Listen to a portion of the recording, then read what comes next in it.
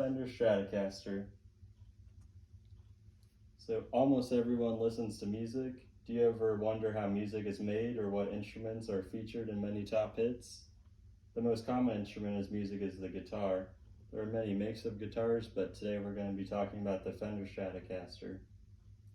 As someone who has personal experience with recording music, playing guitar, and building guitars, I have a lot of knowledge that I'm ready to share.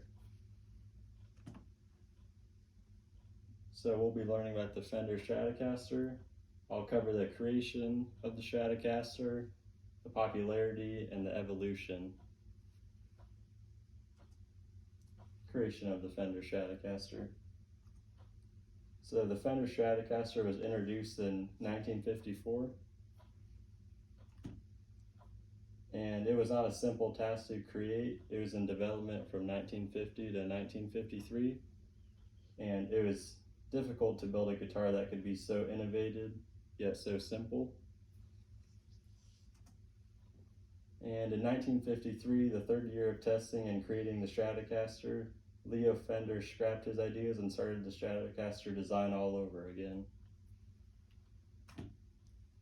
So other Stratocaster innovations include single coil pickups with staggered height pole pieces, and there were heavy string gauges and a lot of other features on the guitar.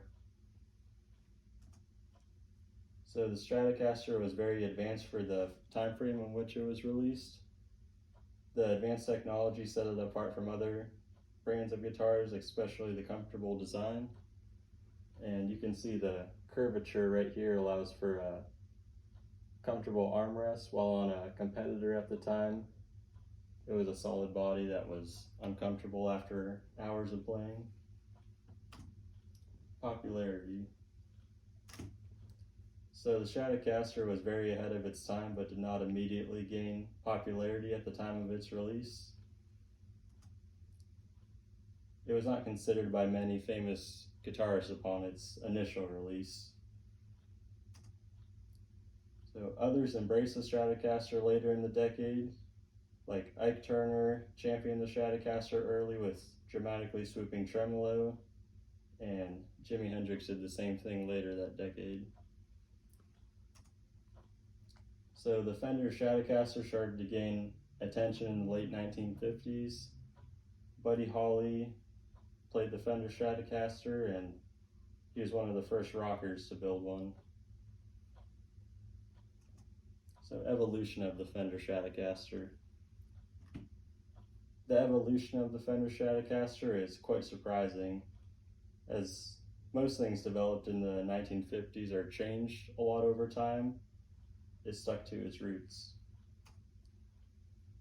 So during the Stratocaster's first few years, Leo Fender and his staff continued working on it, revising and improving how it got built, and it underwent a few minor changes in its early stages, but it didn't do a whole lot. So it was well designed to start, so that's why it's been the same for almost 60 years. And it was very innovative and such a well-rounded guitar that very little changes had to be made.